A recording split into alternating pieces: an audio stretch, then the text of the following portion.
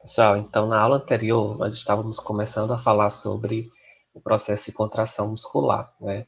E aí a gente viu que esse processo de contração muscular, a gente viu anteriormente que tem alguns constituintes biológicos, né, biomoleculares, que proporcionam que o músculo comece a exercer o papel de contração.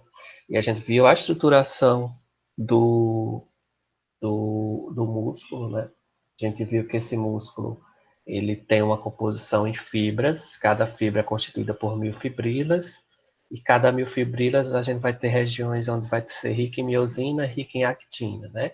Além da titina, que é aquela molécula proteica que auxilia no processo de contração, tá?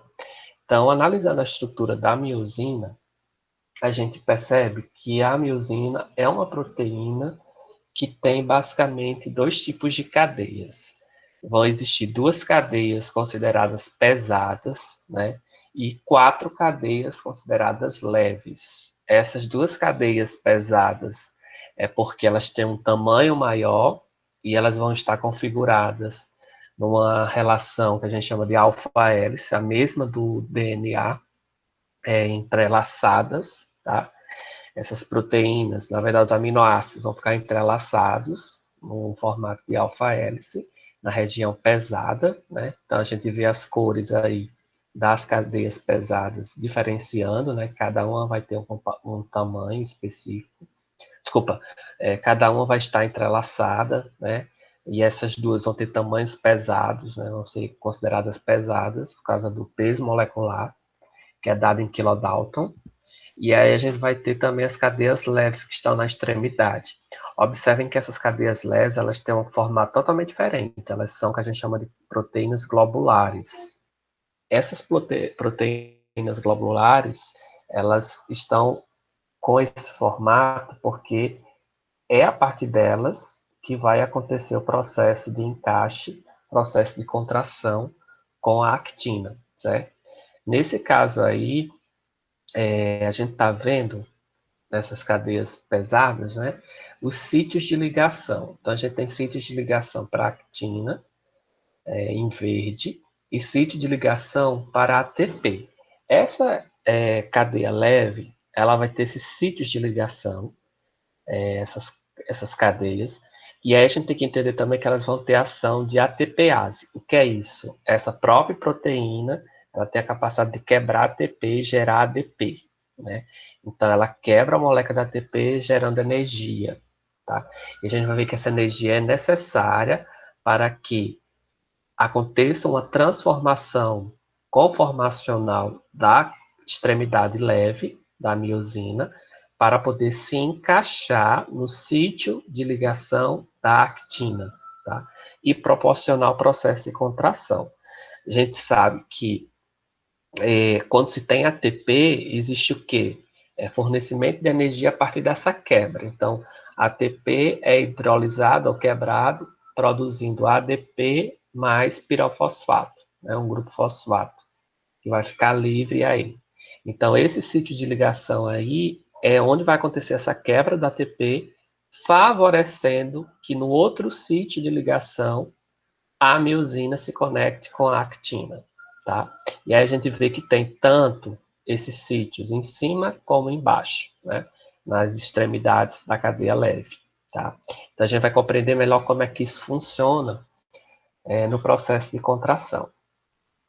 Olha, aqui esse outro esquema mostrando quando se tem um filamento, um único filamento de miosina, mostrando aí as cadeias pesadas, na figura A, as cadeias pesadas e as cadeias leves.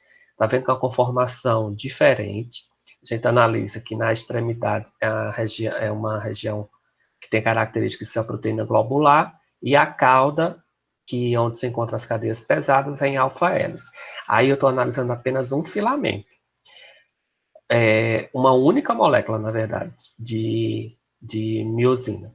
Quando eu junto essas moléculas de miosina, a gente forma o que a gente chama de combinação para a formação do filamento, tá?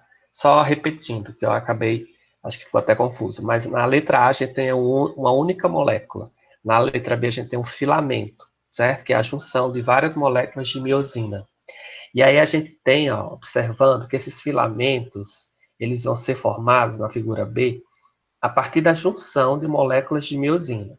Então, cada molécula se juntando, aí forma um filamento como um todo. Nesse filamento como um todo, vocês percebam que acima, na figura B, existem os filamentos de actina, que vão estar conectados aí com as regiões da cabeça da miosina. Essas regiões da cabeça são justamente as cadeias leves da miosina, tá?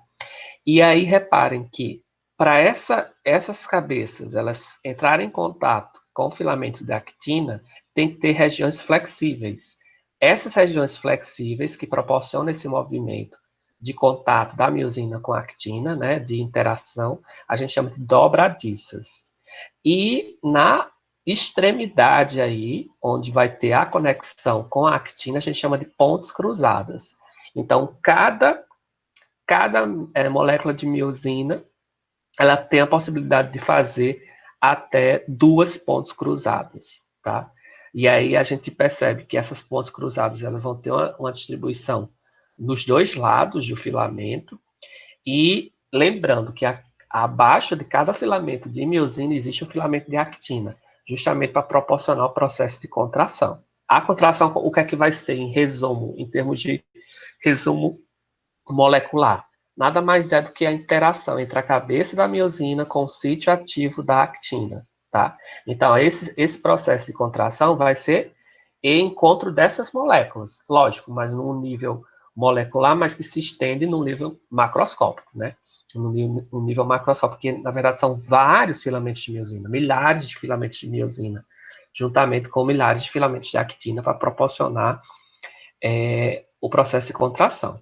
Nesse filamento aí, nessa imagem, a gente só está vendo um único filamento de miosina com 2 filamentos de actina, 2 feixes de actina. Lembre-se que num sarcômero, né, que é aquela região entre os discos Z, existem vários filamentos de actina, vários filamentos de miosina.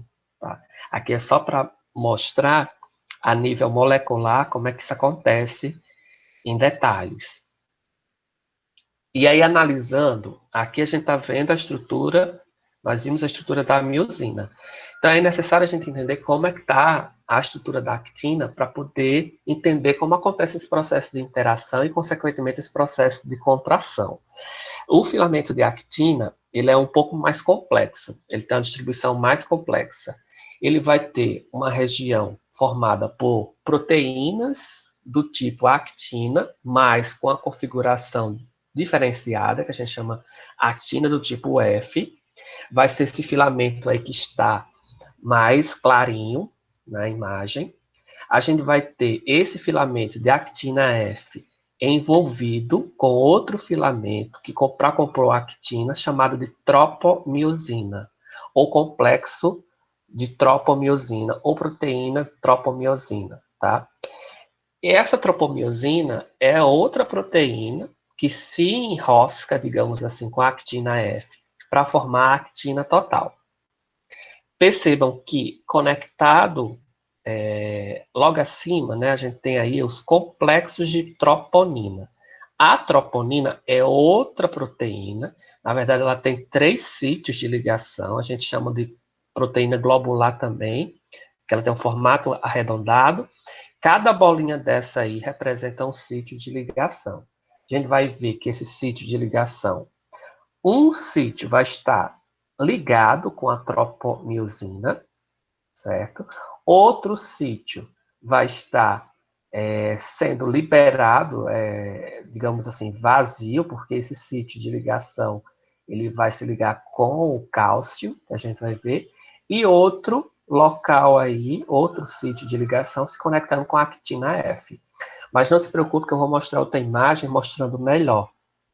Ó, aqui. Nessa imagem, a gente está vendo o mesmo filamento da actina, tá? Que é denominado, às vezes, de filamento fino, porque é só um filamento de actina, tá? Vejam que parece um colar, né? Então, a gente está vendo que a tropomiosina, ela é uma fita mais simples, uma proteína mais simples em termos de configuração, envolvendo aí a actina do tipo F, tá? E a gente repara que esse envolvimento gera uma dupla hélice, que é a dupla hélice de actina. Observe que a troponina, ou complexo troponina, ela tem 3 sítios de ligação, como eu falei. Um vai estar ligado que à actina, diretamente, tá? Outro vai estar ligado à tropomiosina. Gente, só lembrando que essa actina aí é a mesma actina F, certo? Então ele só mudou, só disse actina. Então vai ter um sítio, olhando, analisando essas bolinhas em amarelo, que é o complexo troponina. São 3 bolinhas. Uma vai estar ligada à actina F, outra vai estar ligada à tropomiosina, e o outro sítio vai estar livre temporariamente, porque esse sítio ele vai se ligar especificamente com o cálcio. Então a gente vai compreender que para haver o processo de contração muscular é necessário haver a interação dessa molécula de troponina, desse complexo troponina, numa região específica com o cálcio. Então, o cálcio vai se ligar a esse complexo e esse complexo vai fazer com que a tropomiosina ela se desligue, deixe de interagir com a região da actina, abrindo sítios de ligação para haver a conexão com a molécula de miosina. Marcelo, Então, esse, esse processo, só um minutinho, Renan. Esse processo, ele é o chave para o processo de contração. Em resumo, é o que é o processo de contração muscular. Oi. esses íons de cálcio, eles vão estar na actina ou em outro local?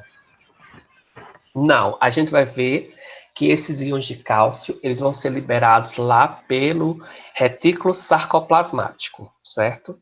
Então, eles vão estar armazenados lá, e aí a gente vai ver mais em detalhe como é que acontece a liberação desse cálcio que está estocado lá, para poder interagir aí, tá? Então, nessa imagem, a gente só está vendo a estrutura da actina. Então, a gente tem que entender que vai ter um sítio de ligação para o cálcio, um sítio de interação com a tropomiosina, tá? E um sítio de ligação com a actina F, ok? Então, essa é a estrutura da molécula de actina.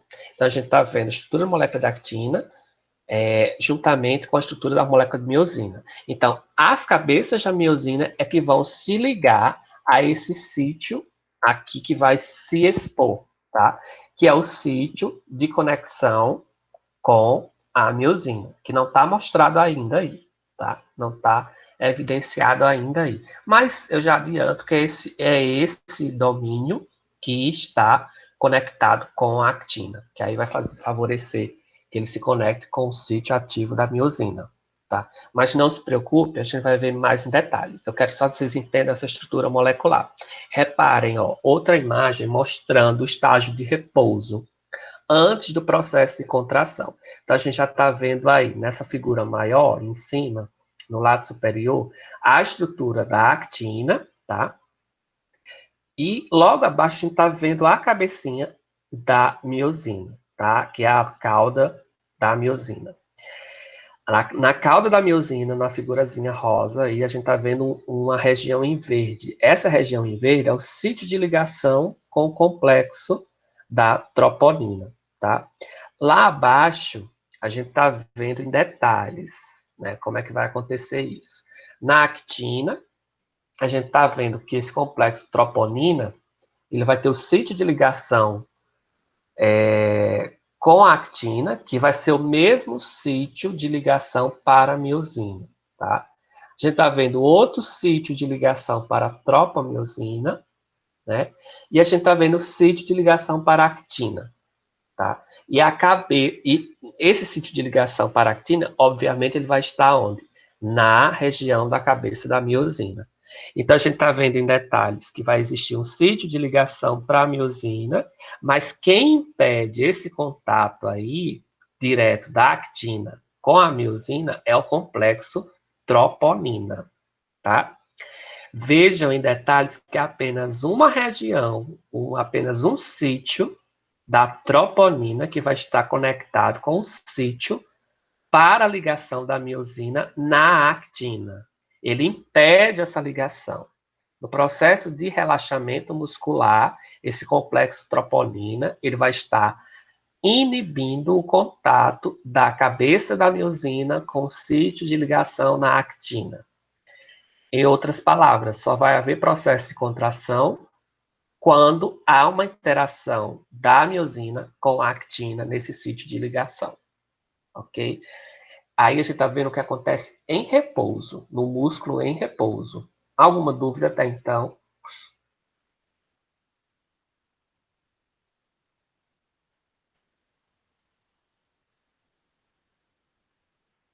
Ok.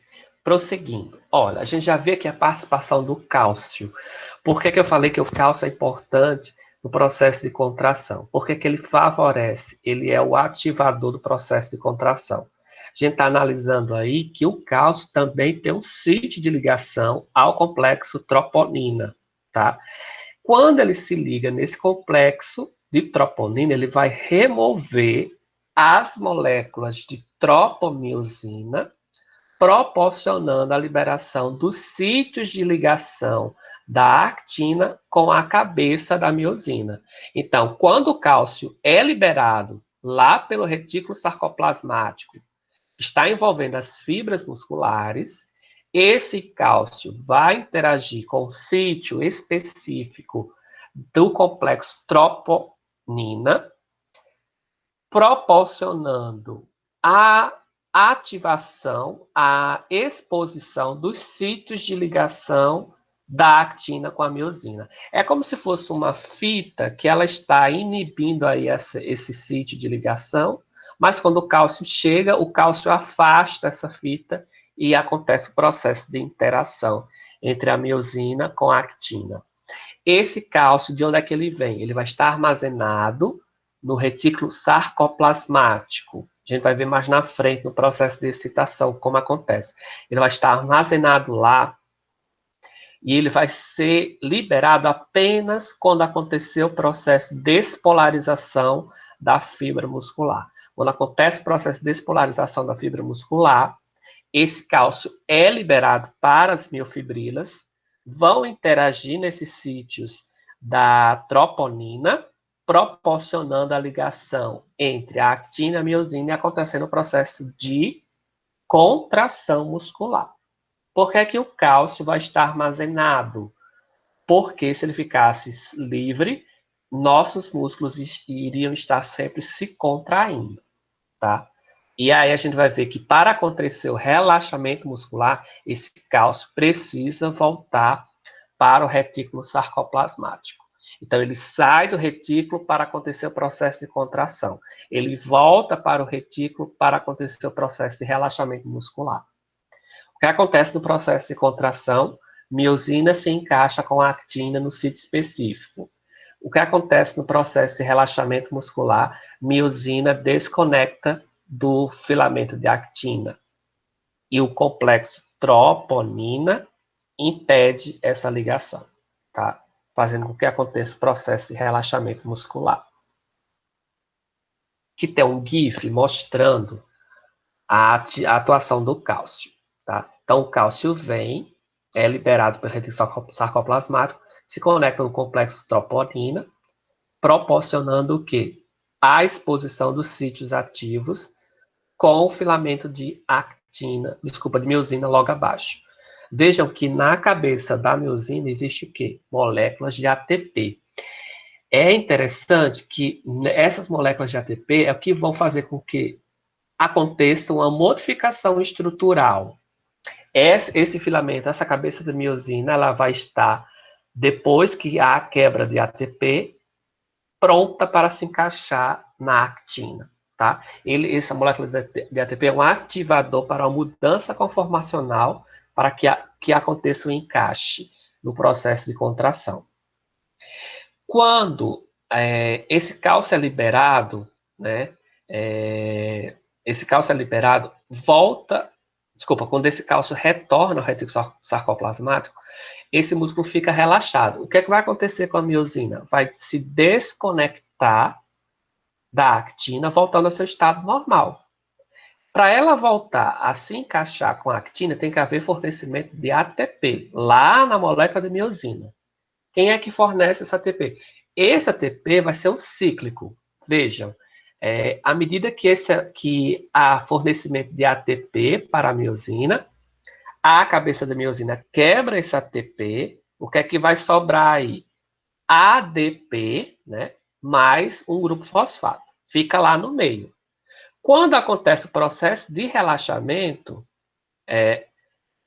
essa molécula de miosina ela volta para o seu estado normal. E aí o ADP que estava lá, ADP, juntamente com o grupo fosfato, vão se fusionar novamente, gerando ATP, que vai ficar sempre nesse movimento. Sempre que for preciso ATP, vai ser quebrado para ver o processo de contração, certo? Em outras palavras, a gente tem algumas moléculas que vão fornecer esse ATP para a miosina, mas sempre a partir desses resquícios que sobraram da quebra do ATP. O que é que sobra da quebra do ATP? ADP mais grupo fosfato, tá? Alguma dúvida, gente?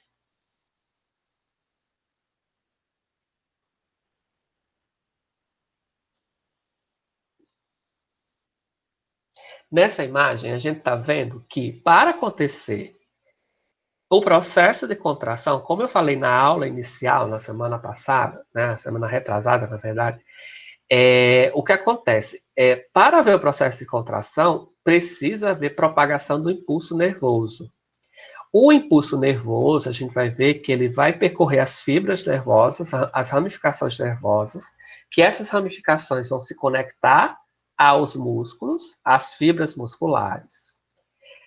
Entre um músculo e uma região de nervo, uma ramificação nervosa, a gente tem as terminações nervosas, que a gente chama de junção neuromuscular, que é quando tem uma interseção entre ramificação nervosa e fibra muscular. Então, é a partir dessas junções neuromusculares que vão vir as moléculas de acetilcolina, vão ser liberadas. A acetilcolina vai se ligar aos canais de sódio dependentes de acetilcolina, liberando esses canais de sódio, abrindo esses canais de sódio. O sódio entra, né? Aí gera o que? O processo de despolarização, que vai permitir a abertura de mais canais de sódio para que aconteça a propagação do potencial de ação. Qual a importância disso? É porque o potencial de ação é que vai fazer com que o cálcio que está armazenado no retículo sarcoplasmático seja liberado. Então, a gente vai ver que essa propagação do potencial de ação chega até a fibra nervosa. Quando chega na fibra nervosa, há também uma continuidade dessa despolarização na região da fibra nervosa, da fibra muscular, proporcionando que o retículo sarcoplasmático libere, através dos túbulos T, grande quantidade de cálcio para ver esse processo de contração. O que é que o cálcio vai fazer? O cálcio vai se conectar ao complexo troponina, favorecendo lá a conexão entre actina e miosina. Tá? Aqui é só um resumo, mas a gente vai ver isso em detalhes, tá, gente? Não se preocupe. É só uma ilustração. Vou só ver que acho que tem um vídeo mostrando. Nesse vídeo, a gente vai ver, relembrar aí uma estrutura. Ó, a gente tá vendo aí a miofibrila, tá? Que está na fibra muscular. A gente tá vendo como acontece o processo de contração. Esse movimento da miosina com a actina, ele é um movimento que a gente chama de movimento de propagação ou de cascata, certo? Esse processo de... Ó, a gente está vendo aí, ó, em detalhes, como a miosina se interage com a actina. Então, é como se fosse andando. A miosina anda como se fosse nos trilhos da actina. Ó, e aí a gente está vendo outra imagem mostrando esse processo de contração, certo? É o que a gente chama de andar sobre uma escada ou um movimento ondulante. Eu vou repetir o vídeo só para poder a gente ver, né, com mais detalhes. Pegando uma fibra muscular composta por miofibrilas. Nessa miofibrila vai ter o quê? Interação actina e miosina. A miosina parece que ela anda sobre a actina, né? E aí é que gera um processo de contração. Aí é o músculo se contraindo, certo? Relaxamento, ó. Já não há mais interação, né? Entre actina e miosina. E a gente vai ver que esse movimento é o responsável, essa contração, o movimento, é responsável pelo movimento, né? Do músculo, nosso processo de movimentação. Aí outra imagem mostrando a interação actina e miosina. Essas moléculas em amarelo são o cálcio, tá? E aí outro esquema mostrando o processo de contração em detalhes, a partir de cada sarcômero, tá? Essas linhas são os discos Z, miosina e actina, tá? Só reparem, depois com mais detalhe, a gente está vendo essa interação, ó. O que aconteceu na imagem anterior, no videozinho anterior? A gente está vendo que esse processo de contração, ele é um processo de movimento como se fosse de ancoragem, né? A miosina ela se encaixa com a actina e se propaga para frente. Então, é um processo de ancoragem e deslizamento entre miosina e actina. De onde é que vem essa interação? A partir das cabeças das miosinas, a partir da configuração em dobradiça. Então, a dobradiça é que dá esse movimento de conectar e desconectar, conectar e desconectar. Aonde? Nas regiões específicas da actina, que a gente chama locais ativos. Vejam que o movimento tem um sentido da direita para a esquerda, tá? Que a gente pode chamar esse movimento também movimento de força, porque é um movimento de contração, tá? Aqui a gente representa a questão da contração, da tensão, né, a partir do processo de contração, em relação à superposição dos filamentos de actina e miosina em cada sarcômero, em cada regiãozinha de contato, né, que a gente viu, só relembrando o sarcômero aqui, vou passar o vídeo novamente. Então a gente vai ver que em cada sarcômero existe uma tensão específica. Ó, então a gente está vendo o disco Z aí, processo de contração. Olha esse movimento como é um movimento de adiantamento, né? Deslizamento, relaxamento, não há interação.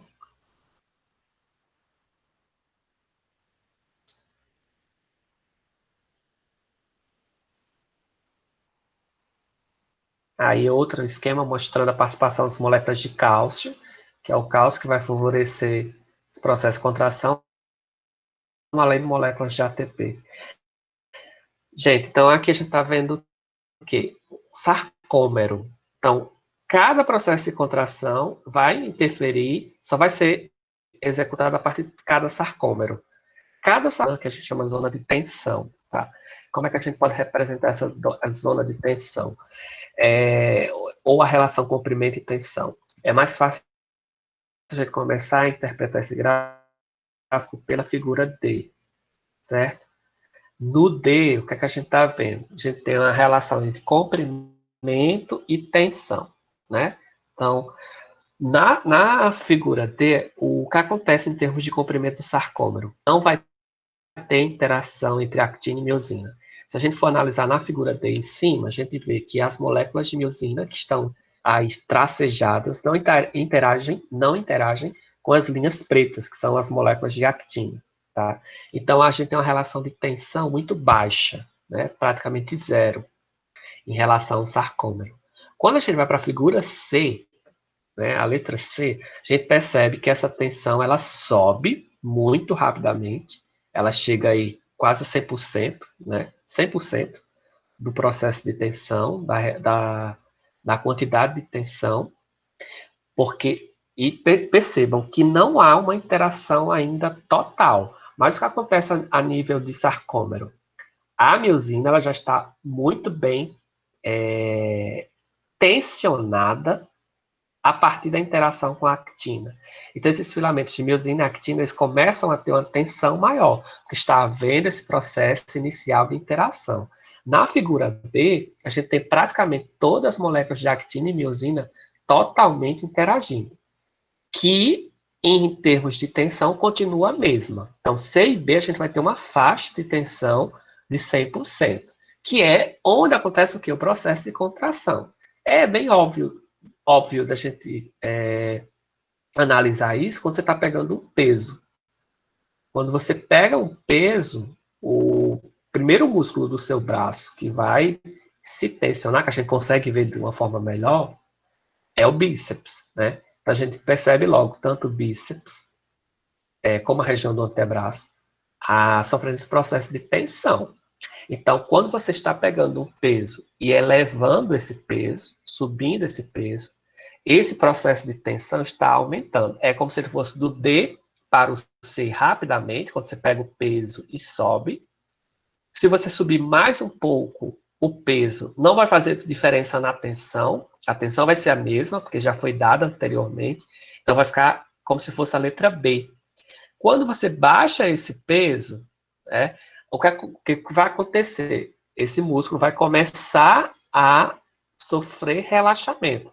Mas se você ainda estiver segurando o peso, esse relaxamento não vai ser total. É o que mostra a figura A. A tensão ela diminui de 100 mais ou menos para 80, e depois que você solta esse peso é que você vai ter um relaxamento total. Aí sim, a tensão ela volta basicamente para o zero.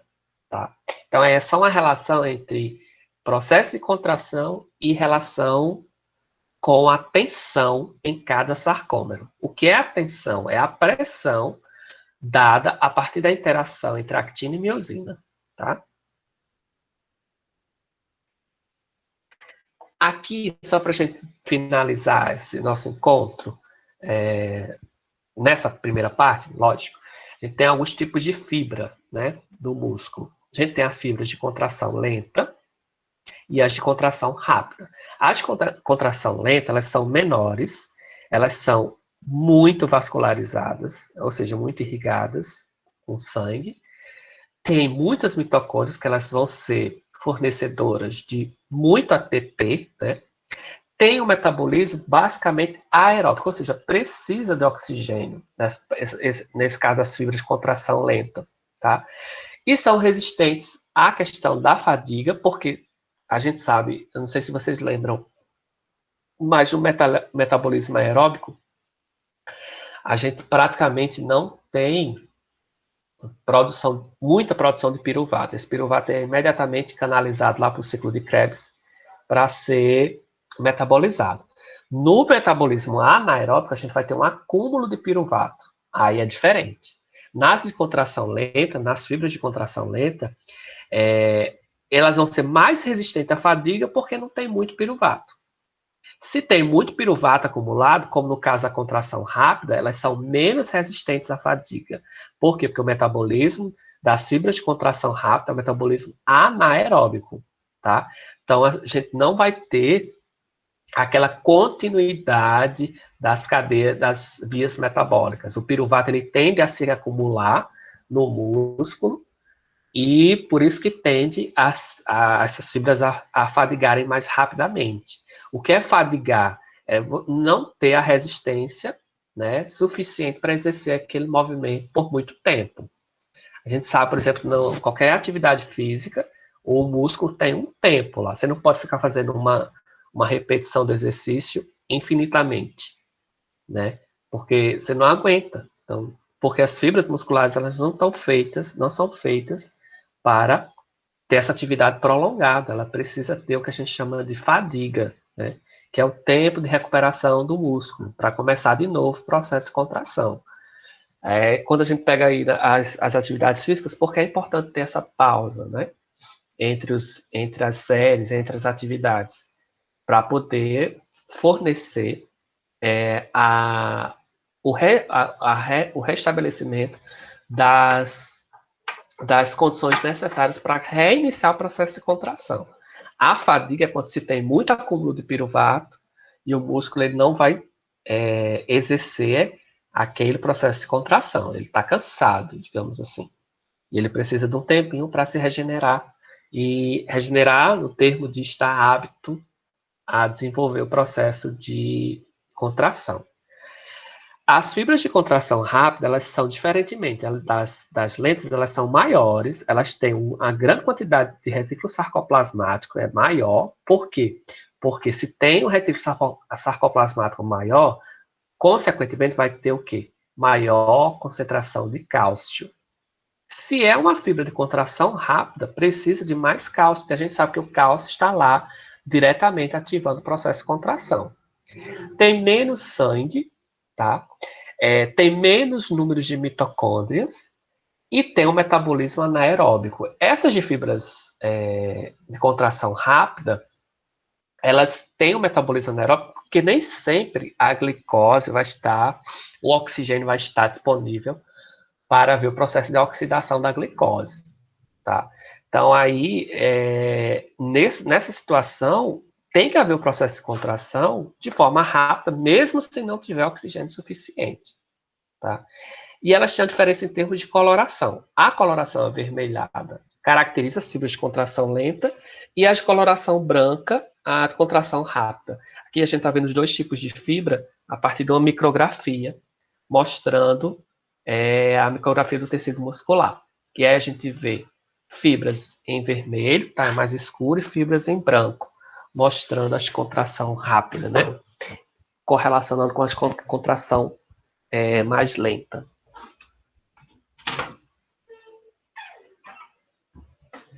Alguma dúvida, gente, até então?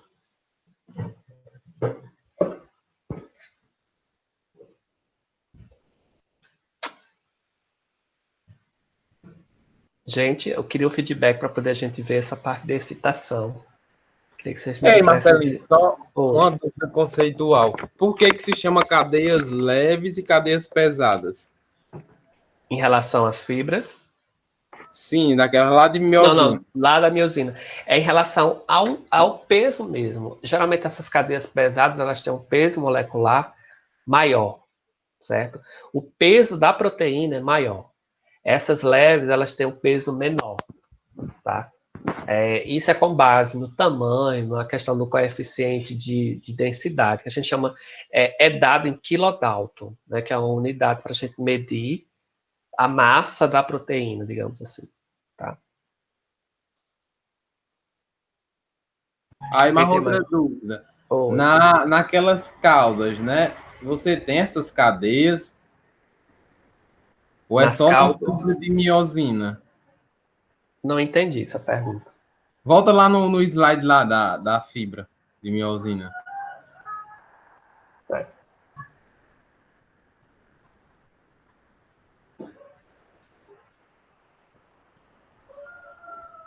Aqui, pronto, né? aí dá certo. Na cauda não, nessas pontas cruzadas, você tem essas cadeias pesadas e leves? Na figura A, a gente está vendo que tem essas cadeias pesadas e na extremidade a gente tem as cadeias leves, mas vejam que há uma continuidade, né? Há uma interação entre as cadeias pesadas com as cadeias leves. É como se a gente pegasse, fragmentasse essa molécula de proteína em duas. A gente vai ver que nessa parte da cabeça, ela vai ter uma configuração mais leve, um peso menor do que toda a cauda, certo? Então, aí tem a diferença entre cadeias pesadas e cadeias leves. Eu não sei se respondi a sua pergunta. Respondeu. Ok. Alguém tem mais dúvida, gente?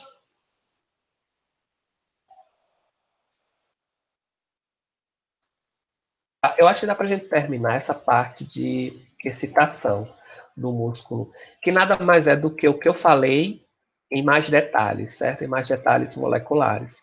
Então, a gente começa a entender como isso acontece, como o processo de contração acontece a nível mais detalhado. Ó. Então, lembra o que eu falei em relação às regiões de conexão da fibra nervosa, das regiões de inervação com a região da fibra muscular? A gente chama de junção, tá? Essa junção, quando a gente tem nervo junto com o músculo, a gente chama de junção neuromuscular. Então, é uma região de interação da fibra nervosa com a fibra muscular. Vejam aí que a gente vai ter, nessas junções, o conjunto, o todo, principalmente essa região de interação entre a fibra muscular e a fibra nervosa, a gente vai chamar de placa motora, tá? Que é quando acontece a interação, né? Em outras palavras, é a junção neuromuscular e, em específico, essa região de interação que a gente chama de placa motora, tá? Então, o que acontece em termos de placa motora? A gente vai ter basicamente uma placa motora para cada fibra muscular. A gente tem alguns músculos, menos de 2%, em que não vai ter, em que essa placa motora não vai ser ligada a uma fibra. Ela pode ser ligada a uma mesma placa motora ligada a várias fibras, mas é menos comum. É mais comum cada placa motora para cada fibra, certo? Para cada fibra muscular. Não confundam fibra com miofibrila, né? A gente sabe que uma fibra muscular tem várias miofibrilas, tá? Então, a placa motora, que é o conjunto da junção neuromuscular, ela vai estar conectada com cada fibra muscular. Vejam que nessa placa motora vai ter um axônio, né? Que nada mais é do que uma célula nervosa. A gente vai ter os ramos finais dessa região nervosa, e a gente vai ter células que vão estar interagindo melhor com essa região da fibra muscular, em específico com a região das miofibrilas, tá? Por que que acontece essa interação? Para facilitar a interação da acetilcolina com os canais de sódio na região da fibra nervosa. O que é que vai acontecer aqui na região do nervo? Aquelas vesículas contendo acetilcolina, elas vão ser fusionadas, em específico com a região canal, liberando acetilcolina para interagir com os canais de sódio dependentes de acetilcolina. Tá? Por isso que é muito próxima essa interação, é muito justa, certo? Muito íntima, digamos assim. Gente, só um minutinho.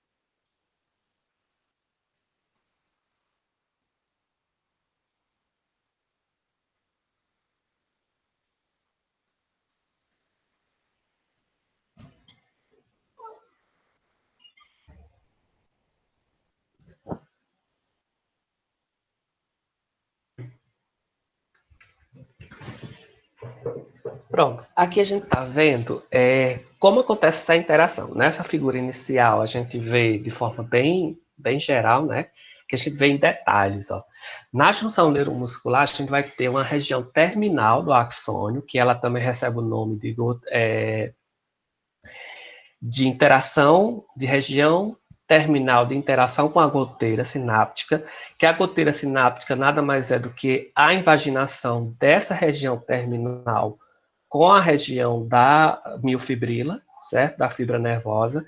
Vejam que nessa região terminal existem várias vesículas, que são esses pontinhos em amarelo.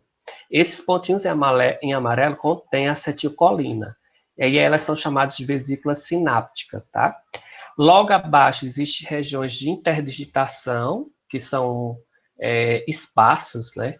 Esses espaços a gente chama aqui, essa região mais colada, mais sem ser essas cristas, né? A gente chama de espaço sináptico, e essas cristas, essas interdigitações, esses canais mais profundamente próximos à região da miofibrila, a gente chama de fendas subneurais. Então, para que essa disposição, em termos de biologia, né? Por que existe isso? Para facilitar a interação da acetilcolina, né, com os canais dependentes, os canais de sódio dependentes de acetilcolina, e também proporcionar uma relação limite aí. O que é isso? É fazer com que essa acetilcolina ela esteja disponível até certo tempo. Porque se ela ficar sempre nesse espaço, o que é que vai acontecer? Vai sempre haver processo de contração. O músculo vai ficar se contraindo o tempo todo. E isso não é interessante. É interessante que exista uma quantidade significativa lá para acontecer o processo de contração. E depois, essa acetilcolina seja liberada. A gente vai ver que tem duas formas dessa acetilcolina ser tirada daí. Mas vamos ver mais em detalhes esse processo de interação. Ó. A gente está vendo, ampliando né, essa outra imagem aqui, a gente está vendo que existe as vesículas, são essas bolinhas que estão cheias de acetilcolina, elas estão dentro, estão revestidas por uma vesícula, naquela membrana. Então, tem acetilcolina nessas vesículas. A gente vai ter, logo abaixo, uma barra densa, que é um acúmulo proteico, e a gente vai ter os canais de cálcio, tá? Os canais de cálcio. Por que esses canais de cálcio? Não confundam. Esses canais de cálcio é que vão ser os ativadores para a liberação das vesículas contendo acetilcolina, tá? Então, o que acontece? Essa concentração de cálcio, ela aumenta, esse cálcio passa por esse canal, interage com a barra densa, e a barra densa provoca o que a gente chama de exocitose das vesículas. As vesículas vão caminhar até a periferia, liberando acetilcolina, certo?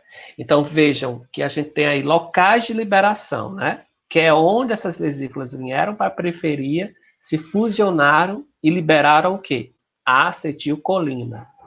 O que acontece com essa acetilcolina? Logo abaixo, na fenda subneural, né? Aqui ó, a gente está vendo direitinho entre a região da fibra nervosa com a região muscular, o espaço sináptico. Logo abaixo a gente tem o que? As fendas subneurais, são essas cristas. Nas fendas subneurais, a gente tem lá os canais de sódio receptores ou dependentes de acetilcolina, logo acima.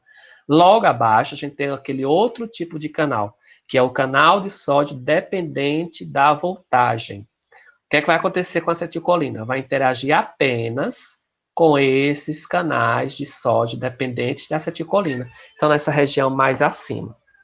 Na região mais abaixo, não. Só vai acontecer transporte de sódio. A acetilcolina não vai interagir com esses canais, tá? Só relembrando, a acetilcolina foi liberada a partir da entrada de cálcio na região sináptica, ou seja, na região da fibra nervosa.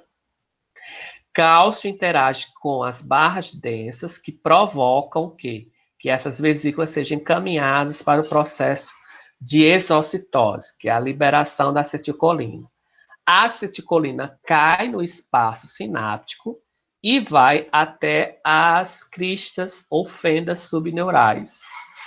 Chegando nas fendas subneurais, interage inicialmente, unicamente, na verdade, com os receptores de acetilcolina. O que é que vai acontecer na hora em que a acetilcolina se liga a esses receptores? A gente está vendo aqui, ó, que um canal, que é o canal de sódio dependente da acetilcolina, a acetilcolina já vai estar ligada na figura B, fazendo com que esse canal se abra para a entrada do sódio. O sódio começa a entrar. O que acontece dentro da fibra muscular, dentro da fibra muscular como um todo? Vai começar a acontecer o processo de despolarização. Quando se inicia esse processo de despolarização, esses canais de sódio logo abaixo, que são controlados por voltagem, vão começar a se abrir para entrar mais sódio e aumentar esse processo de despolarização. E o mais interessante é que essa despolarização vai caminhar pela fibra muscular, gerando o que a gente conhece como potencial de ação. Para que esse potencial de ação? Para proporcionar, esse potencial de ação vai se iniciar na fibra nervosa, vai caminhar ao longo de toda a fibra nervosa e vai chegar lá nos retículos sarcoplasmáticos, potencial de ação. Chegando no retículo sarcoplasmático, esse potencial de ação vai induzir o quê? A liberação de cálcio, tá? A liberação de cálcio. Vejam, a gente já está vendo aqui que ao longo de cada miofibrila, a gente tem uma rede de retículo sarcoplasmático, tá? Tá vendo aí em amarelo? Então, isso é uma rede de retículo sarcoplasmático. E a gente vai ter áreas de conexão direta, tá? Entre o retículo sarcoplasmático com essa miofibrila. A gente chama de cisternas terminais. Transversalmente essas cisternas, a gente tem um canalzinho, que é o túbulo transverso. Esse túbulo transverso ele faz comunicação com a membrana, que é o sarcolema, tá? Né? Tá vendo? Ó, tem uma conexão direta com o sarcolema e tem uma conexão direta com o quê? Com o retículo sarcoplasmático. Na verdade, esses túbulos T, eles fazem parte do retículo sarcoplasmático. Porque a partir desses túbulos sarcotransversos, eles vão fazer uma conexão com todas as miofibrilas presentes na fibra nervosa, na fibra muscular, tá? Então, aquele potencial de ação que chegou na fibra muscular, ele percorre toda a fibra a partir do sarcolema, né, que é a membrana, vai encontrar o quê? O retículo sarcoplasmático. Esse potencial é distribuído para o retículo também, proporcionando a liberação de quê? De cálcio. Por onde é que esse cálcio sai? Pelos túbulos T.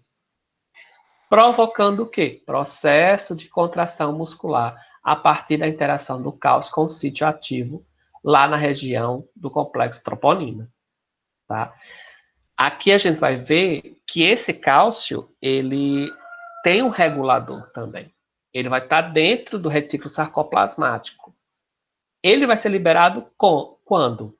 Quando esse potencial de ação chegar. Potencial de ação chegou na fibra muscular, vai haver um receptor, que esse receptor ele é deixa eu lembrar o nome da substância química, agora eu esqueci, só um minutinho. É deixa eu olhar aqui, só um minuto.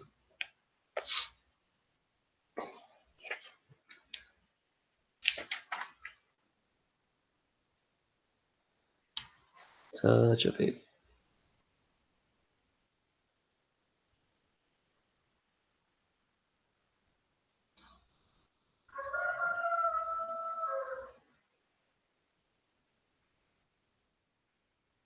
Dihidropiridina, tá? Esse receptor de hidropiridina, ele é um mecanismo sensor para a liberação do cálcio. O que acontece? Quando esse potencial de ação chega na fibra muscular, especificamente no retículo sarcoplasmático, vai acontecer o quê? Uma despolarização, né? Nessa despolarização, esse receptor percebe essa diferenciação, ele é sensível à variação de voltagem, ele interage especificamente com as cisternas do retículo sarcoplasmático, proporcionando que sejam liberados canais lá do retículo sarcoplasmático, liberando cálcio. Então, o cálcio sai, interage lá com as moléculas de actina e miosina, desculpa, gente, interage o cálcio especificamente com a molécula de troponina, né, da actina, favorecendo o processo de contração entre miosina e actina. Tá? Esse cálcio não pode ficar permanentemente no meio da fibra nervosa, das miofibrilas. Por quê? Porque vai ficar favorecendo sempre o processo de contração. Então, tem que haver o relaxamento muscular. Para haver o relaxamento muscular, esse cálcio tem que ser bombeado para voltar ao retículo sarcoplasmático. Quem faz esse bombeamento? A bomba de cálcio, que vai estar presente na membrana do retículo sarcoplasmático. Percebam que o receptor DHP, tá? Ele vai ser fechado quando a polarização volta, né? Ou seja, quando acontece a repolarização. Então, ele faz com que o canal de liberação de cálcio seja fechado e não saia mais cálcio, né? O cálcio que estava aqui dentro continue preso e a bomba de sódio vai a bomba de cálcio vai começar a atuar, bombeando esse cálcio para retornar ao retículo sarcoplasmático. Vejam que dentro do retículo existe uma molécula proteica chamada calcequestrina, tá? É uma proteína que sequestra o cálcio, ela tem uma função de quelar o cálcio, que é isso, fazer com que o cálcio fique preso a ela, favorecendo ainda mais a retomada do cálcio para dentro do retículo sarcoplasmático. Então, a gente tem esse mecanismo de regularização mediado pelo receptor. Além desse mecanismo, a gente ainda tem uma molécula chamada calcequestrina, que auxilia na volta desse cálcio para o retículo a partir do funcionamento da bomba de cálcio, tá? Alguma dúvida, gente, até então? Ó, a gente está vendo aqui o conjunto. Quando acontece o potencial de ação, o que acontece com o cálcio? O cálcio é liberado do retículo, tá? Quando esse potencial de ação passa e vem o potencial de repouso, esse cálcio ele tende a voltar para o retículo. Volta a partir de quê? A partir da atuação da bomba de cálcio. E para haver o funcionamento da bomba de cálcio é preciso ter o quê? ATP. Esse ATP é fornecido para bombear o cálcio de volta, porque é um transporte ativo, né? De gasto energético contra a concentração do cálcio. Porque o cálcio vai estar mais concentrado dentro do retículo sarcoplasmático. Nessa imagem dá para a gente perceber bem a distribuição do retículo sarcoplasmático ao longo de toda a fibra. Então, ele tem que ficar ao longo de toda a fibra para proporcionar na fibra o processo de contração. Vejam que a gente está vendo logo abaixo na fibra os filamentos de miosina e actina. Então, esse cálcio sai do retículo sarcoplasmático, está mesmo acima, né, da miofibrila, penetra na miofibrila e vai interagir lá com o complexo troponina para favorecer a interação com a miosina, certo? E aconteceu o processo de contração. A cada sarcoplasma, tá? A cada sarcolema. A cada sarcolema, ok? Gente, a cada sarcômero, eu estou confundindo, a cada sarcômero, tá? A cada sarcômero, essa interação é garantida a partir da interação do cálcio. Alguma dúvida, gente? É bem complexo. Não é nem complexo, é porque precisa leitura. Eu queria que vocês dessem uma lida nesse capítulo, certo? Para poder compreender melhor. É o capítulo 7. Então, a gente já viu o 6 e o 7. A gente vai entrar no capítulo 8, que é outro tipo de músculo, que é o músculo liso, tá? Eu vou deixar encaminhada essa leitura e eu queria também que vocês fizessem essa atividade. Essa atividade é bem simples. Eu queria que vocês relacionassem o efeito dessas substâncias com o processo de contração muscular. A substância 1, por exemplo, é o relaxante muscular. A gente sabe que relaxante muscular favorece o quê? Relaxamento do músculo. Mas eu queria que vocês explicassem como acontece esse mecanismo de ação de forma bem resumida, de forma bem breve. Ou seja, como essas substâncias vão interferir lá na actina e na miosina. Será que vai favorecer a saída de cálcio, a entrada de cálcio? Entendeu? Então, como essas substâncias vão interferir na fibra muscular como um todo, tanto na actina, como na miosina, como no retículo sarcoplasmático. Ok?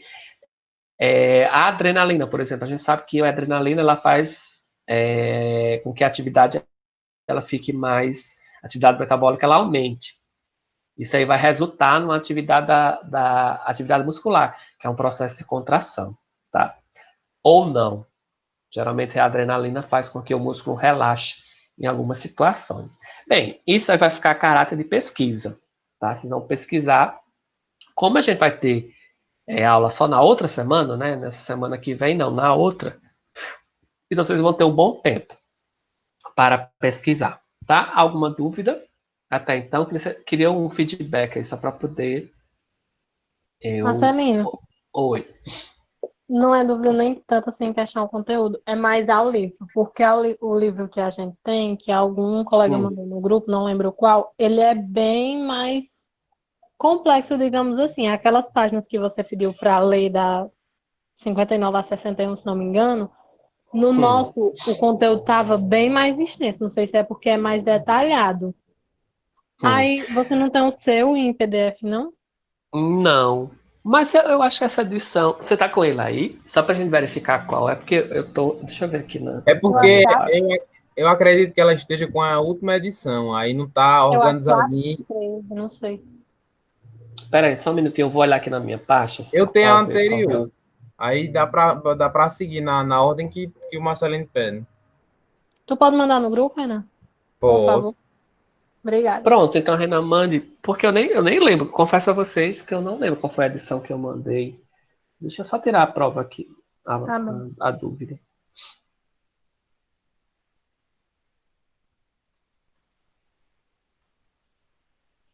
Vai.